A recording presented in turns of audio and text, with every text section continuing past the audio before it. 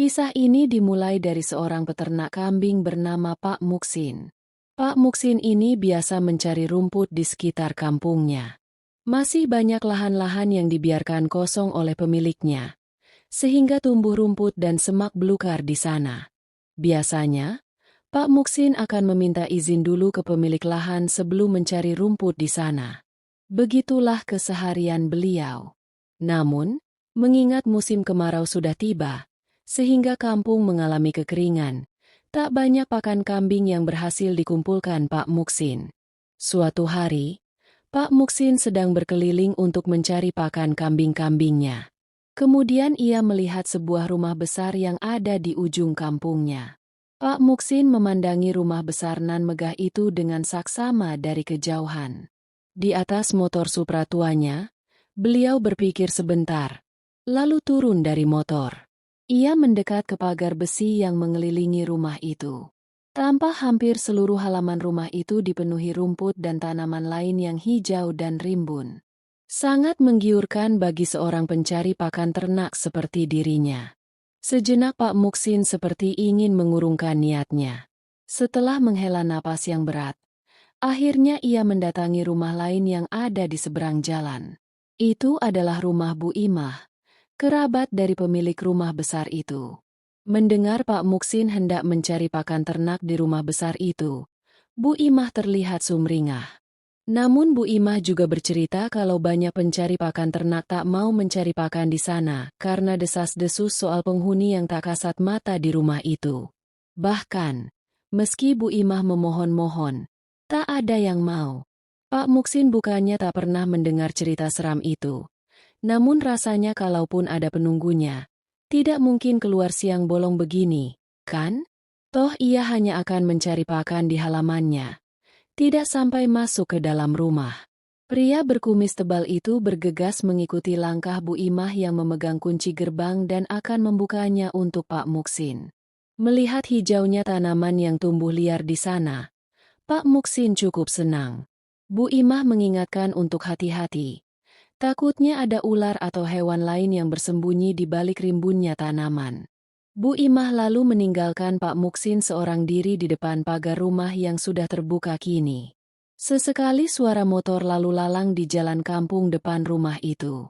Beberapa warga yang melintas melihat Pak Muksin dengan tatapan aneh. Sebab keberanian Pak Muksin berada di sana.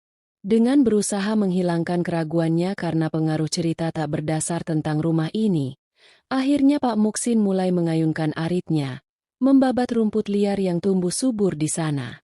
Ia yang hanya berbekal satu goni untuk membawa pakan ternak merasa, mungkin besok ia harus kembali lagi kemari dan menghabiskan seluruh rumput yang ada di sana. Dengan hati riang gembira, Pak Muksin tertawa dalam hati. Cuma gara-gara orang sekitar termakan cerita seram itu, membuat mereka tak berani mencari rumput di sini. Padahal rumput di sini banyak sekali. Ia fokus membabat sedikit demi sedikit rumput. Hingga ia menyadari karung goni yang tadi dia taruh di sampingnya sudah tidak ada. Pak Muksin ingat betul tadi ia meletakkan karung itu di dekatnya. Dan ia belum berpindah terlalu jauh dari tempatnya tadi. Ia berdiri tegak di bawah teriknya matahari. Melihat sekeliling dan mencari keberadaan karung miliknya. Karena ia yakin betul tadi meletakkannya di atas rumput yang sudah ia babat. Pak Muksin menaruh aritnya di tanah, agar ia lebih mudah mencari keberadaan karungnya. Dicari dengan sungguh-sungguh. Dan ternyata, setelah lama mencari, karung itu ketemu di tempatnya menaruh tadi. Memang terasa aneh. Namun Pak Muksin tetap tenang. Bisa jadi ia hanya lupa saja. Ia akan kembali membabat rumput. Tapi sekarang gantian aritnya yang hilang. Pak Muksin mulai sedikit ragu akan melanjutkan pekerjaannya. Ia dengan sedikit rasa takut yang muncul, akhirnya coba sekali lagi mencari aritnya yang tiba-tiba hilang dari tempat ia belum lama menaruhnya tadi. Ini tidak masuk akal. Pasti ada yang sengaja mengerjai dirinya. Begitu pikir Pak Muksin dalam hati. Arit itu tak ketemu juga. Dengan kebimbangan yang semakin tinggi, Pak Muksin akhirnya menyerah dan memasukkan rumput-rumput ke dalam karung untuk ia bawa pulang. Sambil mengangkat karungnya, mata Pak Muksin masih mengamati sekeliling dan tak melihat apapun. Namun saat ia berbalik, arit itu berada di tempatnya semula.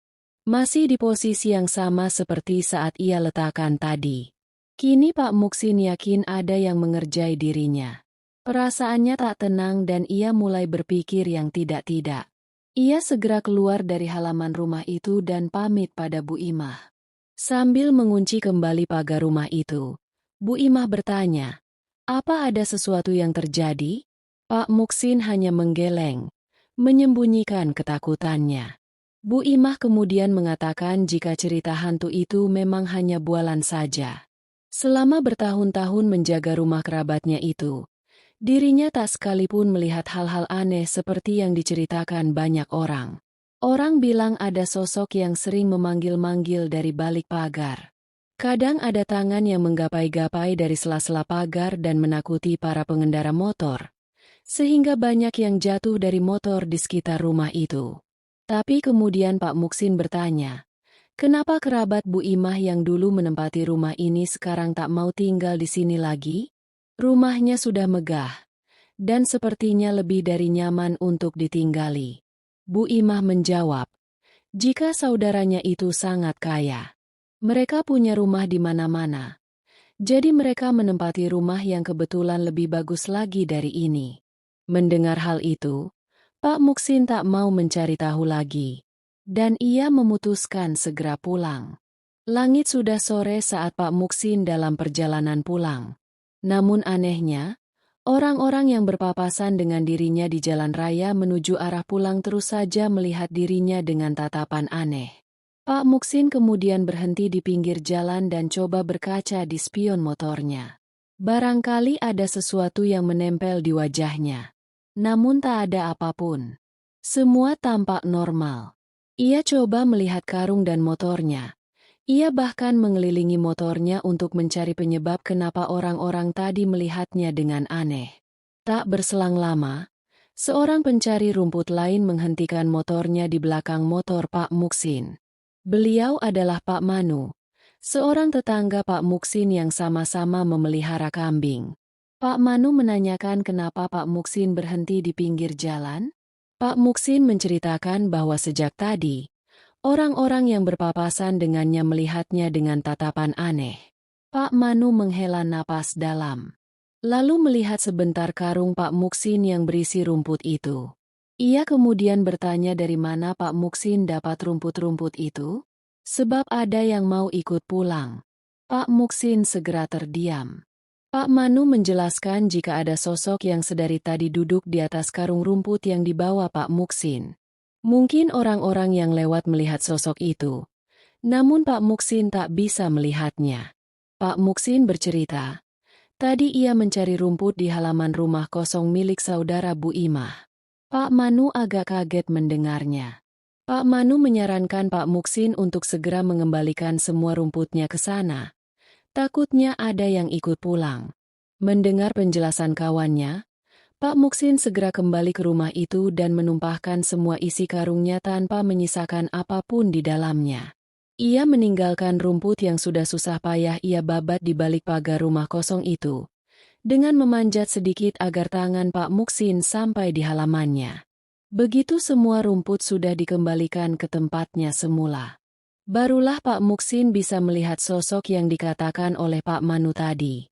Seorang wanita jangkung dengan rambut terurai mengamatinya dari teras rumah, dengan mata tajam yang terasa menusuk hingga tempat Pak Muksin berada. Di sela-sela rumput dan semak belukar yang menyelimuti rumah itu, Pak Muksin bergegas pergi. Ia turun dari pagar yang ia panjat, lalu segera pulang ke rumahnya.